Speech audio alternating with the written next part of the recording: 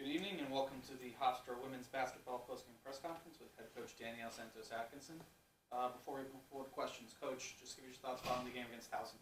Yeah, there's a lot of things we can pull from the game. Not the result that we wanted, but we held a team that has four people scoring in double digits, averages almost 75 points, to 47 to one person in double figures, lots of them way below their averages.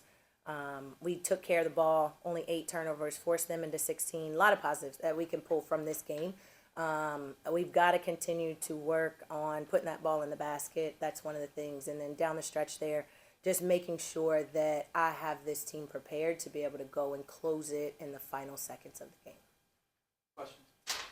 We saw that final play when couldn't get a shot off. We saw, Neve was hot the whole game. Chloe's arguably the best scorer on the team. Was the plan for Chloe to take that final shot, or was it for Neve to take the final shot? We were looking at being able to attack with Neve. We thought that was the best matchup on the floor at the time.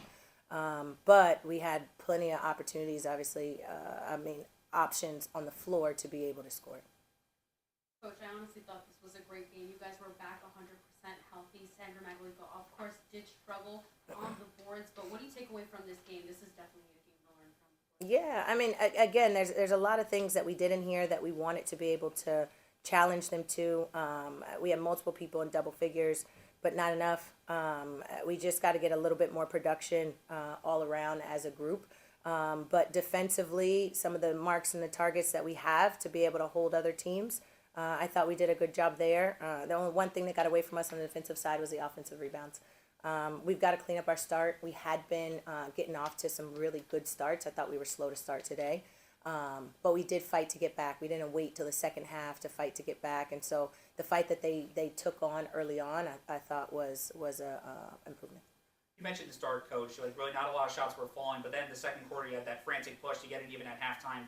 It felt like there were a lot of those stretches where it was hot and cold. What were some of the things that you noticed from that, and how did your team adjust after the shots weren't falling for stretches? Yeah, we got the thing with the fast shots when they weren't falling is we got great shots, right? We got, I don't know how many layups at the rim, how many wide open shots. I don't know, maybe we were tight, maybe a little bit of nerves, first game, conference game back at home.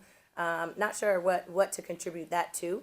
But again, more than capable scorers on the floor to be able to score it, to be able to finish it. Second half, I thought we created a lot from our defense, and we got to continue to be able to do that. A lot of personal fouls on your guys' end. It just seemed like the refs were only looking at the pride, honestly. Yeah. So what do you work on at practice Monday? Yeah, that's one of the things that we can't control, right? So we always say, put ourselves in a position to control the controllables, to not put it in their hands, to have to make a decision to call it or not call it.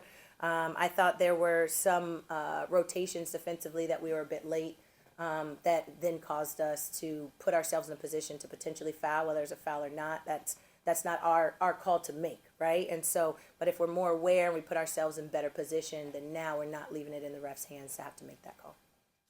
It looked like a lot more ISO ball between Chloe and Neve today. Is that something that you guys were planning on going into the game? No, we want to move the ball and share the ball. We want to take advantage of some mismatch opportunities. But for us to be able to put the points on the board that we want to be able to put up, we want to utilize those guys as much as we can within what we do while creating great shot opportunities with our ball movement. Sanaya Garrett facilitated the ball very well in the fourth quarter. She was just that burst of energy every team needs. Talk about her performance today. Yeah, I thought she did great. She's been out with her hand. Before she went out, I thought she was doing really well. And so this time off, she's getting her feet back in it, getting her feet back wet. But I thought she did a great job of looking for players to be able to distribute, to be able to find. She took care of the ball and put people in position to score.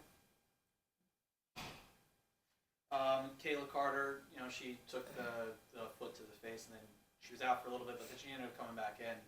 Just talk about her toughness and how she's feeling. Yeah, Michaela's one of our best defenders on the floor. So her toughness and her ability to be able to guard, to be able to force some really tough opportunities for folks, I think is great and invaluable to have her on the floor. We can put her on the best player majority of the times, and she's able to guard it. But her energy, how quickly she gets that ball up the floor is something, an area that she impacts our team. You got Drexel now coming up on Sunday, making a trip on Saturday. What can you learn from this game and apply it to Dragons? For two totally different teams, very completely different, their styles of play and how they guard and what they do. So for us, it's just going to continue defensively to be able to get stops, to be able to hold people. Drexel's going to slow the game down. There's going to be a lot less possessions to be able to get with how they play. So we want to be able to create more possessions for ourselves with our defense, and then offensively being able to crash the boards on that side and hit shots. Post-game press conference. Coach, thank you. Thank you.